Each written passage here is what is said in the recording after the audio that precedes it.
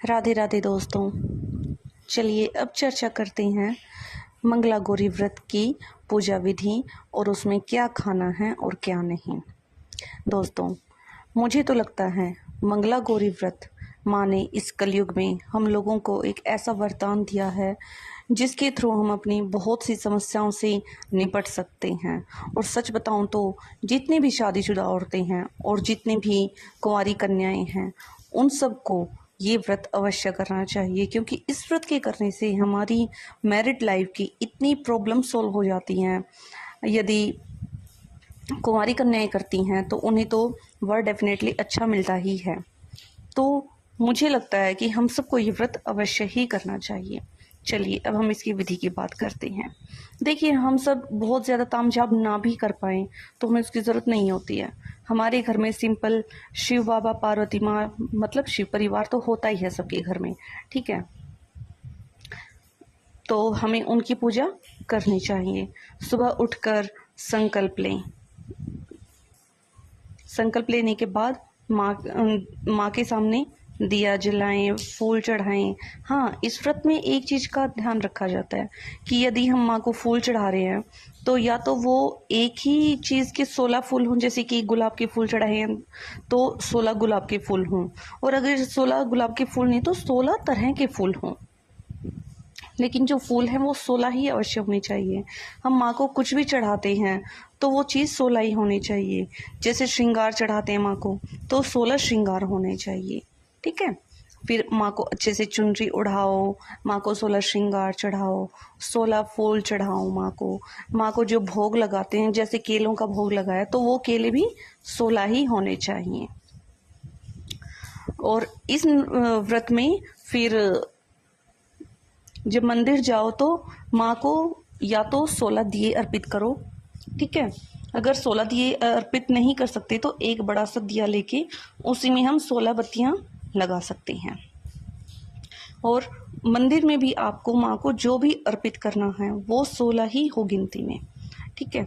फिर उसके बाद में चलिए अब हम बात करते हैं कि हमें भोजन में क्या खाना चाहिए। भोजन में हमें इस दिन हम एक ही समय भोजन कर सकते हैं, ठीक है। हाँ, फलाहार कर सकते हैं, दूध पी सकते हैं, छाछ ले सकते हैं, दही ले सकते हैं, लेकिन ऐसा ना हो कि जैसे हम क्या करते हैं गेहूं के साथ कई बार चने पिसवा लिए है ना, जो आटा होता है वो भी एक ही टाइप का हो, या तो ओनली बेसन या फिर गेहूं का आटा, और उसी से भोजन बनाएं। और भोजन में नमक का प्रयोग नहीं करना है, ना सेंधा नमक ना ही सादा नमक, किसी भी तरह के नमक का प्रयोग नहीं होता। ये व्रत मीठे होते हैं।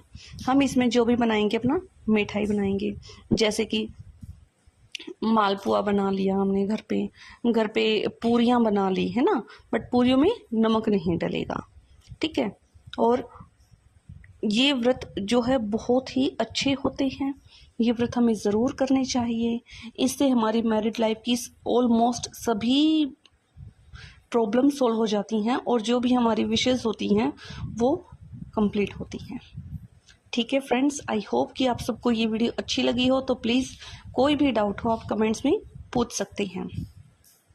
और मैं तो खुद आप सबसे रिक्वेस्ट करती हूँ ये व्रत अवश्य करना।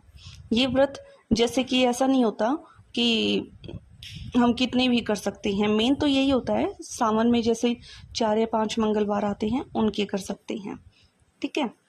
या फिर हमें ये 7-8 साल तक कंटिन्यू करने पड़ते हैं, जैसे हर इसमें सावन में कर लिए और फिर जब वो 8 साल हो जाएं तो उनका उद्यापन एक ही बार करना पड़ता है, वो बड़े लेवल पे उद्यापन होता है। और अगर हम इसी में कर रहे हैं जैसे 4 या 5 मंगलवार जितने भी आए उनको करके हम उद्यापन करते हैं तो उसमें भी बहुत बड़ा लेवल नहीं होता। वो तो देखिए सबका अपना वो होता है कि हाँ भाई हम कितना कर सकते हैं, ठीक है।